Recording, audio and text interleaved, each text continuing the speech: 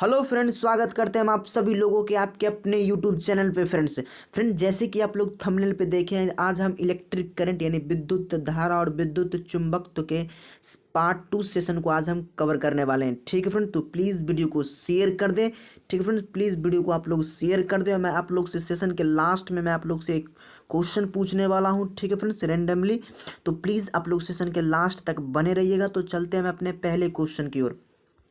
आपके स्क्रीन पे पहला क्वेश्चन है फ्रेंड्स, ट्रांसफॉर्मर प्रयुक्त होते हैं। ठीक है फ्रेंड्स, आप लोग को बताना है ट्रांसफार्मर जो होते हैं ये प्रयुक्त होते हैं। पहला ऑप्शन आपके सामने दे रखा है फ्रेंड्स, एसी को डीसी में बदलने के लिए। दूसरा ऑप्शन आपके सामने डीसी को एसी में बदलने के लिए। और तीसरा ऑप्शन आपके सामने है डीसी वोल्टेज का अपचयन करने के लिए।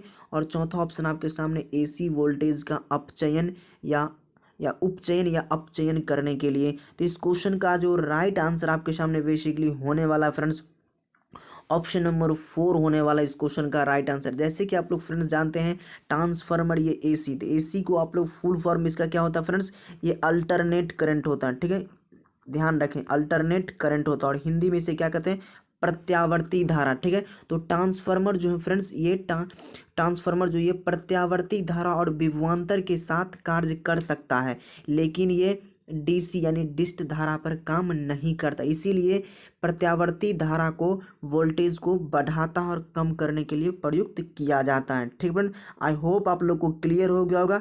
बढ़ते हैं नेक्स्ट क्वेश्चन की ओर। नेक्स्ट क्वेश्चन पे बढ़ने से पहले मैं आप लोग को बता दूं, एसी को डीसी में बदलने के लिए ये हम रेक्टिफायर का प्रयोग करते हैं। ठीक है फ्रेंड्स, आप लोग से डायरेक्ट आपसे क्वेश्चन बन सकता है, एसी को डीसी में बदलने के लिए किसका प्रयोग करते हैं, तो रेक्टिफायर का। ठीक है, दूसरा ऑप्शन आपके सामने है, डीसी को एसी में बदलने के लिए किसका प्रयोग करते हैं, तो ये इन्वर्टर का, जैसे कि आप लोग के घर में भी लगा रहता है। ठीक है फ्रेंड्स, इन्वर्टर का। तो आप लोग से ध्यान रखें, एसी को डीसी में बदलने के लिए रेक्टिफायर, जिसे हम हिंदी में डिस्टकारी के नाम से जानते हैं, और दूसरा है एसी को डीसी में बदलने के लिए इन्वर्टर का प्रयोग करते हैं। ठीक है फ्रेंड, आई होप आप लोगों को क्लियर हो गया होगा।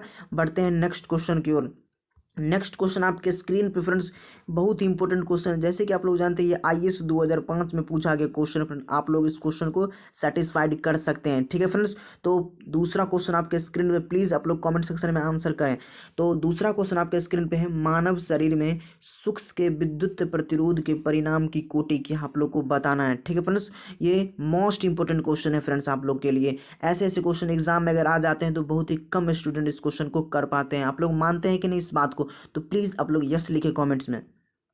तो इस क्वेश्चन का जो बेसिकली राइट आंसर आप सामने होने वाला ऑप्शन नंबर 3 यानी 10⁻6 ओम इस क्वेश्चन का राइट आंसर होने वाला। ठीक है, मैं आप लोग को दोनों यहाँ पे बताना, अगर आप लोग से सूक्ष्म पूछे तो 10⁻6 होगा, और अगर आप लोग से पूछे यहाँ पर नम लिखा रहे हैं, ठीक है फ्रेंड्स, ये नम लिखा रहे हैं, अगर आप लोग से पूछे मानव शरीर के नम के विद्युत प्रतिरोध के परिणाम की कोटि, तो ये 10⁻2 ओम इसका राइट आंसर होने वाला है। ठीक है फ्रेंड, आई होप मैं आप लोग को दोनों बता दिया हूँ, तो आप लोग दोनों इसे ध्यान में रखें। बढ़ते हैं नेक्स्ट क्वेश्चन की ओर।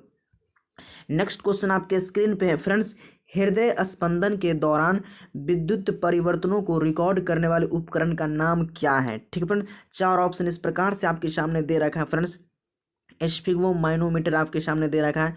दूसरा ऑप्शन आपके सामने दे रखा है, इलेक्ट्रोकार्डियोग्राफ दे रखा है। और तीसरा ऑप्शन आपके सामने दे रखा है फ्रेंड्स, इलेक्ट्रोकार्डियोग्राम दे रखा है। और चौथा ऑप्शन आपके सामने दे रखा है स्टेथोस्कोप। तो इस क्वेश्चन का जो राइट आंसर, जैसे कि आप लोग जानते हैं, अगर हम हृदय स्पंदन को अगर हम जिस उपकरण बना तो उसका नाम जो मैं आप लोग को बताने वाला हूँ, ये बेसिकली ईसीजी होता है। ठीक है, ईसीजी का फुल फॉर्म क्या होता है फ्रेंड, इलेक्ट्रोकार्डियोग्राफ होता है। तो आप लोग को इलेक्ट्रोकार्डियोग्राफ किस ऑप्शन में नजर आ रहा है, तो इसका राइट आंसर ऑप्शन नंबर 2 यानी इलेक्ट्रोकार्डियोग्राफ इस क्वेश्चन का राइट आंसर होने वाला है।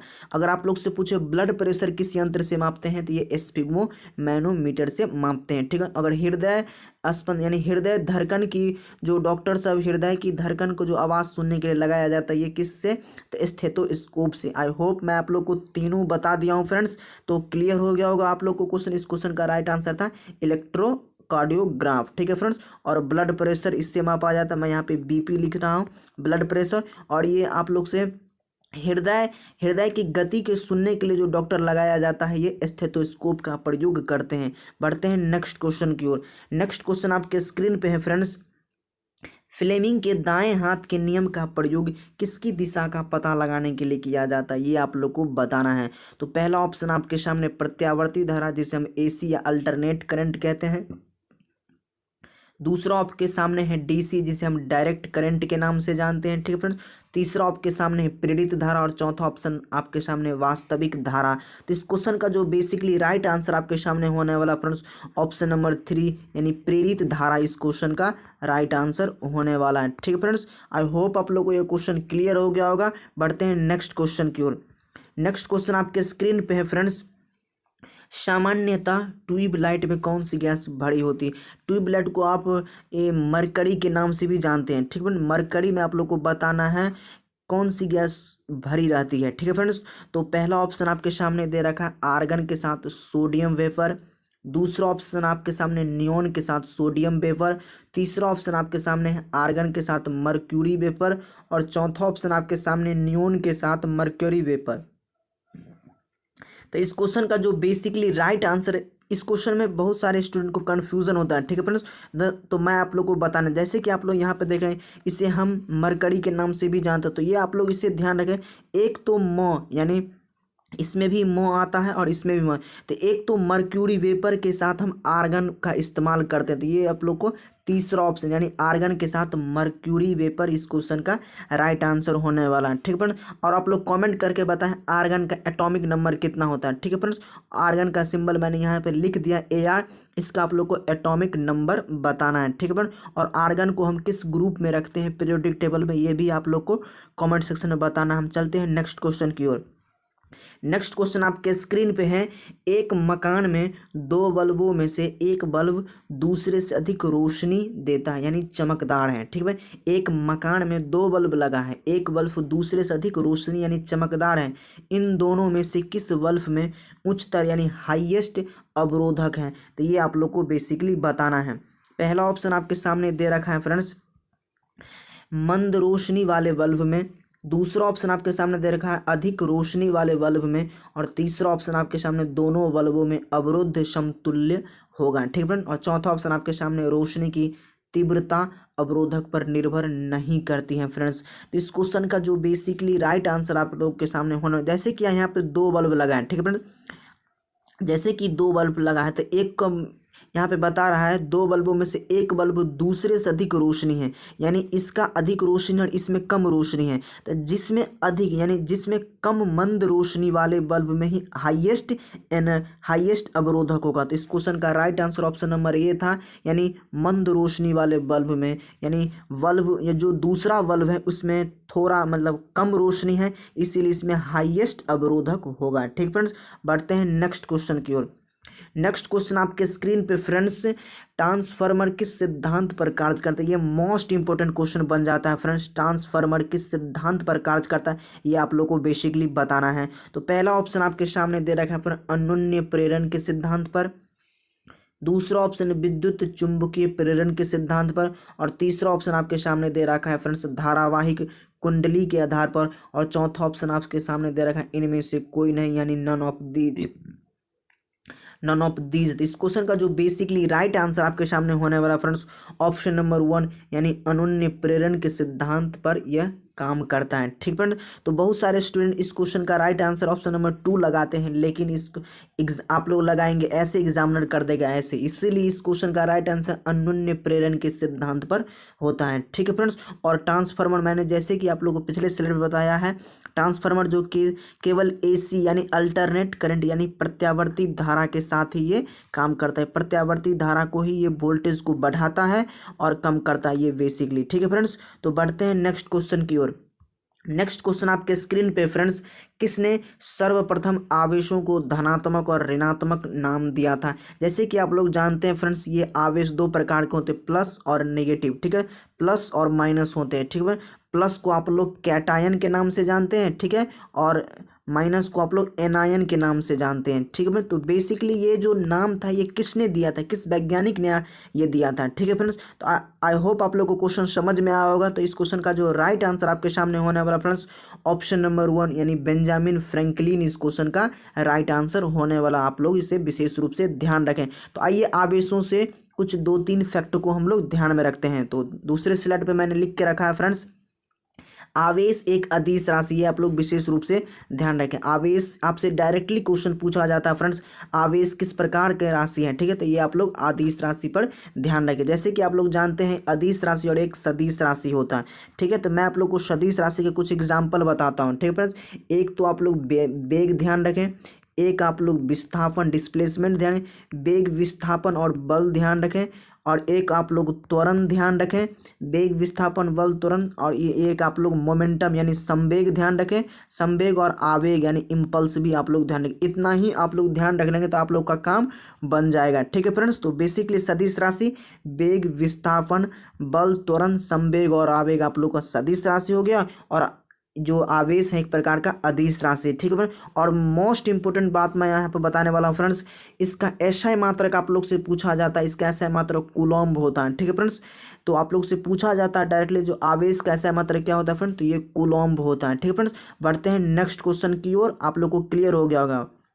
नेक्स्ट क्वेश्चन आपके स्क्रीन पे है, प्रतिरोध का एसआई मात्रक होता है। ये तो सभी स्टूडेंट को पता होगा, नहीं पता है तो ये फिर भी मैं आप लोग को बताने वाला हूँ, ठीक है फ्रेंड्स। तो प्लीज़ वीडियो को शेयर कर दें। तो प्रतिरोध का जो ऐसा है मात्रक होने वाला फ्रेंड्स ऑप्शन नंबर में दे रखा है आपके सामने ओम दे रखा है, दूसरा ऑप्शन आपके सामने दे रखा है ओम मीटर, और तीसरा ऑप्शन आपके सामने दे रखा है वोल्ट, और चौथा ऑप्शन आपके सामने दे रखा है वाट। मैं चारों ऑप्शन को बताने वाला हूँ, ठीक है। ये चारों किसी न किसी का ऐसा मात्रक है। तो ठीक है फ्रेंड, ये प्रतिरोध का ऐसा मात्रक आप लोग ध्यान रखें ओम है, और इससे जुड़े हुए प्रतिरोधकता जिसे आप विशिष्ट प्रतिरोध कहते हैं, ठीक है। तो विशिष्ट प्रतिरोध के आप लोग से पूछे तो बहुत सारे स्टूडेंट ये ओम ही लगा के आते हैं, लेकिन ये गलत हो जाएगा, ठीक है। तो प्रतिरोधकता जिसे हम विशिष्ट प्रतिरोध यानी स्पेसिफिक रेजिस्टिविटी कहते हैं, इसका मात्रक होता है ओम मीटर, ठीक है फ्रेंड्स। और ये वोल्ट जो होता है फ्रेंड्स, ये विभवांतर का ऐसा मात्रक होता है, ठीक है। विभवांतर का ऐसा मात्रक होता है, ये आप लोग ध्यान रखें। और ये वॉट जो है फ्रेंड्स, ये विद्युत शक्ति का ऐसा मात्रक होता है। तो विद्युत शक्ति का ऐसा मात्रक आपसे पूछे तो वॉट, विभवांतर का ऐसा मात्रक पूछे तो वोल्ट, और आप लोग से पूछे प्रतिरोधकता या दूसरा आपसे पूछे विशिष्ट प्रतिरोध तो ओम मीटर, और प्रतिरोध पूछे तो ओम। तो आई होप आप लोग को ये चारों ऑप्शन क्लियर हो गया होगा फ्रेंड्स। बढ़ते हैं नेक्स्ट क्वेश्चन की ओर। नेक्स्ट क्वेश्चन आपके स्क्रीन पर मोस्ट इंपोर्टेंट प्रश्न है। प्लीज़ आप लोग इस क्वेश्चन को ध्यान से पढ़ें, और प्लीज़ आप लोग इस क्वेश्चन का आंसर कमेंट सेक्शन में करें। तो इस सेशन का और लास्ट क्वेश्चन है फ्रेंड्स, फ्यूज में प्रयुक्त होने वाले जो फ्यूज घरों में लगाए जाते हैं फ्रेंड्स, ये फ्यूज आप लोग किस क्रम में लगाए जाते हैं ये भी आप लोग कमेंट्स में बताएं, ठीक है फ्रेंड्स। तो फ्यूज में प्रयुक्त होने वाले तार की विशेषताएँ आप लोग को बताना है, ठीक है फ्रेंड्स। तो पहला ऑप्शन आपके सामने है फ्रेंड्स निम्न प्रतिरोध, निम्न प्रतिरोध शक्ति और उच्च गलनांक। दूसरा ऑप्शन आपके सामने निम्न प्रतिरोध शक्ति और निम्न गलनांक। तीसरा ऑप्शन आपके सामने उच्च प्रतिरोध शक्ति और निम्न गलनांक, और चौथा ऑप्शन आपके सामने उच्च प्रतिरोध शक्ति और उच्च गलनांक। तो इस क्वेश्चन का जो बेसिकली राइट आंसर आपके सामने होने वाला फ्रेंड्स ऑप्शन नंबर 3 यानी उच्च प्रतिरोध और निम्न गलनांक होना चाहिए, ठीक है फ्रेंड्स। फ्यूज हम किस लिए लगाते हैं, ये शॉर्ट सर्किट से बचने के लिए लगाते हैं, इसीलिए इसमें उच्च प्रतिरोध और निम्न गलनांक होना चाहिए। जैसे ही वोल्टेज इंक्रीज होगा ये फ्यूज गल जाएगा, और फ्यूज गल जाएगा, क्योंकि फ्यूज जो गल जाएगा फ्रेंड्स तो ये फ्यूज जो है किस क्रम में लगाए जाते हैं, ये सीरीज यानी श्रेणी क्रम में लगाए जाते हैं। ये आप लोग से डायरेक्टली क्वेश्चन बनता है फ्रेंड्स। और घरों के जैसे पंखे बल्ब ये किस क्रम में लगाए जाते हैं, ये समांतर क्रम में लगाए जाते हैं, ठीक है फ्रेंड्स। तो आई होप आप लोग को ये क्वेश्चन क्लियर हो गया होगा। तो इन फ्यूज से जुड़े हुए कुछ आप लोग से क्वेश्चन पूछा जाता है, जैसे पूछा जा सकता है जो फ्यूज किसका मिश्र धातु होता है। तो आइए मैं इस क्वेश्चन को बता देता हूँ आप लोग के सामने।